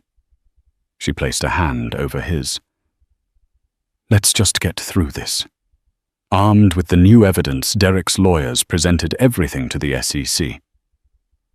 The response was immediate and dramatic. Francesca Morales grilled them for hours, verifying the documents, analyzing the authenticity of the recordings, and cross-checking them against Sabrina's earlier claims. 2 days later, the SEC issued a statement. They were redirecting the focus of the investigation toward Sabrina Chen and her associates. Derek remained under scrutiny for negligence, but the criminal angle for insider trading was all but dropped. The media pounced on the story of the scheming mistress, fueling a new wave of scandalous headlines. But for Derek, the worst legal nightmares seemed to recede. He wasn't out of the woods. Entirely civil penalties for failing to perform proper diligence could still be on the table, and Harrington Ventures' reputation was badly tarnished. Investors remained wary, but at least the threat of prison no longer loomed. Throughout the madness, Catherine stayed by Derek's side, though their personal relationship remained strained. She had forgiven him enough to fight for his exoneration, but the wound of his betrayal festered. One evening, after a grueling day of damage control, they sat in the living room. Derek poured himself a stiff drink, offered Catherine sparkling water instead. They sipped in silence. "Thank you," he finally said, "for not walking away, for finding Kyle, for everything." She nodded. "I did it for our child, and maybe for the Derek I thought I knew." He winced at that. She continued, "Where do we go from here?" He drained his glass. "I can't pretend this didn't happen. I failed you. I was so blinded by ambition, I forgot the vows we made. And Sabrina." Catherine cut in gently. "Let's not talk about her anymore." She sighed. "I'm not sure what's next for us. But I do know that if we're going to move forward, we need honesty therapy and time." He closed his eyes, a single tear escaping. "I'll do whatever it takes." In the weeks that followed, Derek officially stepped back from the CEO role of Harrington Ventures, appointing a trusted associate to steady the ship while he sorted out the final legal tangles. The board reluctantly agreed, seeing that Derek had become a lightning rod for controversy. Meanwhile, Catherine focused on her impending motherhood. She invited Derek to prenatal appointments, and he came. Their interactions remained cautious, but as they witnessed the ultrasound images and heard the baby's heartbeat, a profound sense of shared responsibility bound them. Then one crisp autumn morning, Catherine went into labor. Derek rushed her to the hospital, eyes wild with worry. Hours later, they welcomed a baby boy, whom they named Andrew Alexander Harrington. Andrew for Derek's late grandfather and Alexander for Catherine's father. Holding their newborn son, Catherine and Derek felt something shift. The swirling chaos of the past months faded, replaced by a fragile hope. They had survived betrayal scandal and near financial ruin, but life had given them this new beginning, a chance to change. Epilogue. Short conclusion. Within the novel. Over the next year, the SEC investigation wrapped up. Derek settled the negligence charge with a hefty fine and strict compliance measures. Harrington Ventures, though, rebounded under new leadership, and Derek devoted himself to philanthropic initiatives while quietly rebuilding trust among colleagues and loved ones. Sabrina Chen never resurfaced in the US, rumored to be hiding out in Hong Kong under her father's protection, though whispers of further legal action haunted her. For Catherine and Derek, the road to healing was long and winding. They attended counseling, learned to communicate more honestly, and above all focused on raising little Andrew in an environment of love and stability. Through tearful confessions and late-night heart-to-hearts, Catherine began to forgive, and Derek sought to become the man she deserved. It wasn't a fairy tale ending, life rarely is. But in the hush of their child's laughter and the quiet strength of renewed commitment, they found the seeds of something real, something worth preserving. And though the headlines had screamed betrayal and scandal, the final pages of their story were yet unwritten, carrying the possibility of redemption and a new kind of happiness. Life can twist and turn in the most unexpected ways. For Derek and Catherine Harrington, what began as a shocking betrayal escalated into a high-stakes legal drama threatening to tear their lives apart. Yet amidst scandal and heartbreak, they discovered a glimmer of resilience and a reminder that even when everything seems lost, hope can emerge from the shadows. In this story, we've witnessed secrets laid bare, ambitions tested, and a love that struggled to survive the storm. Ultimately, it is a testament to the power of truth and the choices we make in the wake of our deepest regrets. If you found yourself enthralled by the twists and turns of Derek and Catherine's journey, please like, share, and subscribe to this channel for more captivating tales of ambition, betrayal, and redemption. Your support allows us to continue bringing such stories to life, and we can't wait to share the next chapter with you.